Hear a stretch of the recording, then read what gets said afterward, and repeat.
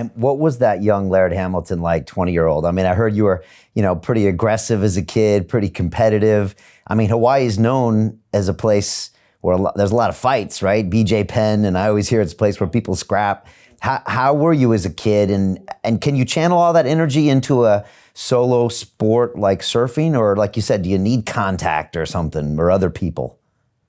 Well, first of all, Hawaiian culture is warrior culture. So that's warrior. It's a warrior culture. We grew up in a warrior culture. Which means, which means Uh, what? Which means this. well, it means that there's confrontation. It means that there's pecking orders, there's hierarchies, it's a warrior culture. But it's about respect. It's about respect. It's about honor. I mean, it's all the things that make a warrior, right? So there's empathy. So we have empathy. We have character traits that warrior culture does, but there's certain things that we don't tolerate too. Like there's certain behaviors that, like, you can't stare at the guy like that. That's just not. You're coming into his aura, and you better be. That's going to. You don't look at a bear, because the bear will chase you if you aggress it. So, but. The thing about the ocean is that's true equality. The thing is everybody's equal before a wave, is what I always say. And the fact is, it's just your skill and your understanding and your abilities that can separate you from someone else. But the ocean doesn't discriminate. It doesn't go, oh yeah, okay, well, you're from a good family, or you're not, or you have money, or you don't, or you're pretty, or you're not, or it doesn't do any of that. It just treats everybody the same. And that's a beautiful thing. And I really enjoyed that. I'm like, okay, well, cool. Like if I do something stupid, I'm going to pay. And if I do something smart, then I'll be rewarded, kind of thing. It was like a real instantaneous, reward failure system. Like it's immediate. And I'll tell you what, you could take all the aggression in the world. You can take all the competitive spirit in the world, and the ocean will just absorb that. Like it will, giant rock. I mean, it'll just be like, come on, bring it on.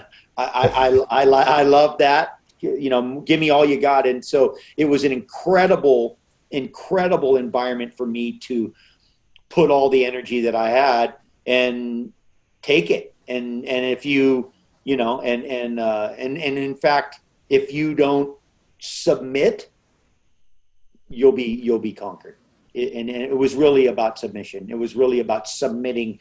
And I was just maybe a hard case, like I was a hard case. It took a while for me to learn to submit. But over time, you're forced to learn to submit to survive. And I'm like, wow, probably a pretty good life lesson. Learn to submit or die, and learn to submit, willingly submit, survive, willingly submit, survive. And you start using that as a tool, pretty good teacher, amazing teacher, amazing environment, nothing like it that I know of. I mean, gravity's one that, gravity's pretty honest that way.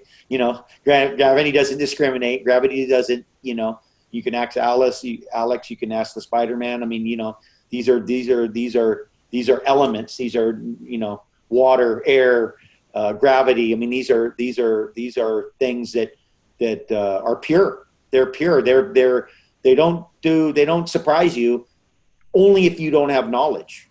People be, oh, I couldn't believe that happened. Well, that's because you didn't understand it. If you truly understood the process, there would never be a surprise. You wouldn't be surprised, like, wow, why'd that bear run at me? Well, because you looked at it. Like, like why'd that wave do that to me, or why'd that current go that direction, or why did these things happen? Well, that's just part of how the system works.